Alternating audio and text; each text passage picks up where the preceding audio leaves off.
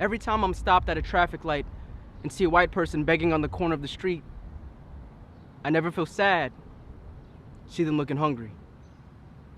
I never feel bad keeping all my money. I never feel mad, they ain't never done nothing for me. And I don't even think they would if our positions were switched. If he were in mine and I were in his. I remember having the compassion to share it all.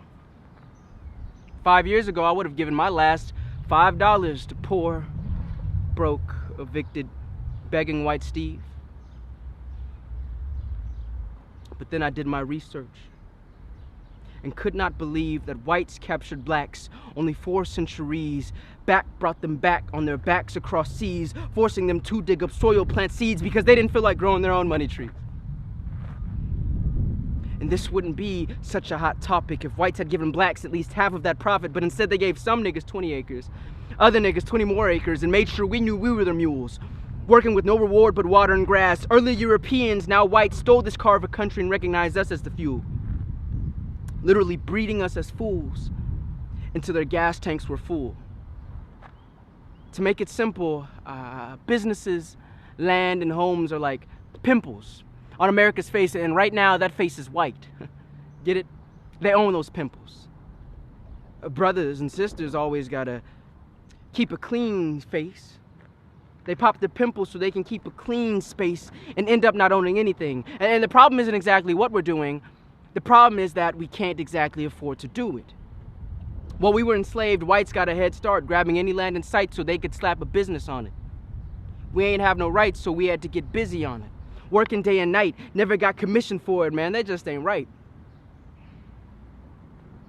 And we're just now getting some of the leftovers. Left behind, not only because whites have all of the money and they have all the land, but because they have both, which means they have all of the power. They have it now and always have had it. According to Forbes, for every $100 in white family wealth, black families hold just $5.04. 5%. We are literally worth 5% of what whites are worth. And white Steve here is so troubled and so poor that he's on the corner of the street asking me for money. It just baffles me. How you make more money than me naturally. Overall white wealth laughs at overall black wealth, like actually. In 2013, white wealth was 13 times more than what black wealth was, averaging at $144,200 casually. Black wealth, eating dust, sitting in the back of the money bus talking about $11,200 that same year. Steve, I'm gonna look the other way because I'm confused about how you lost at a game that was made so that you could win.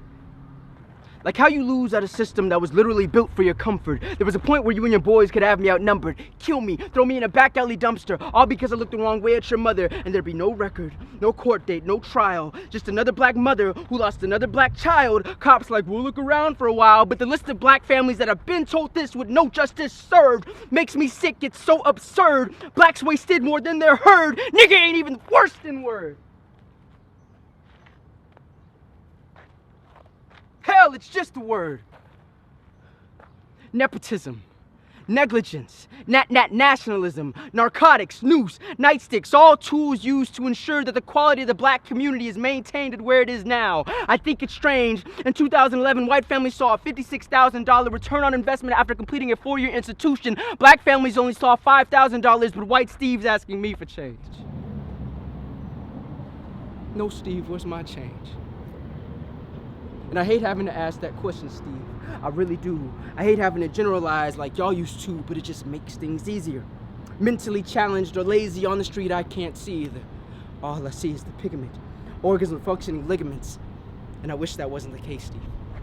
If it were up to me, blacks, as a whole would stop in their tracks, focusing all of their money, power, and energy on black-owned businesses, support.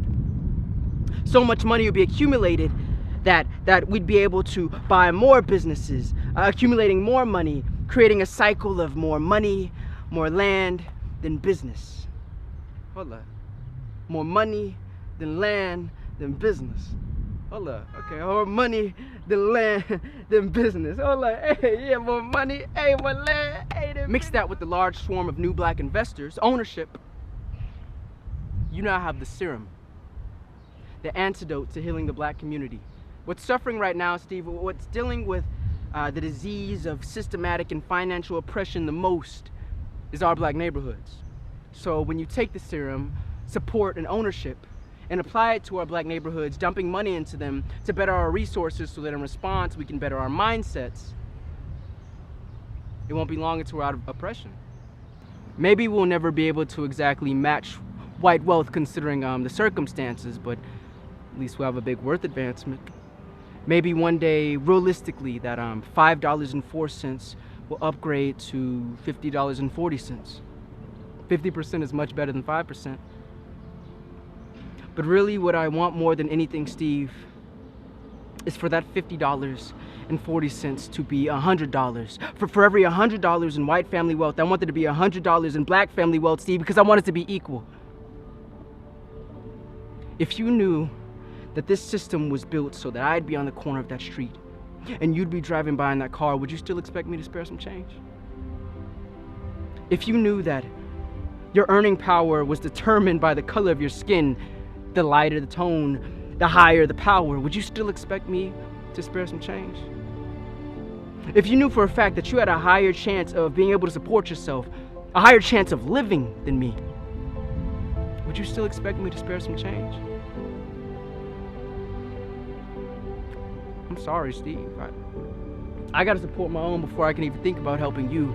And I hate that the world has come to a point where my own isn't my fellow man, but someone who shares something with me we had no control in receiving in the first place.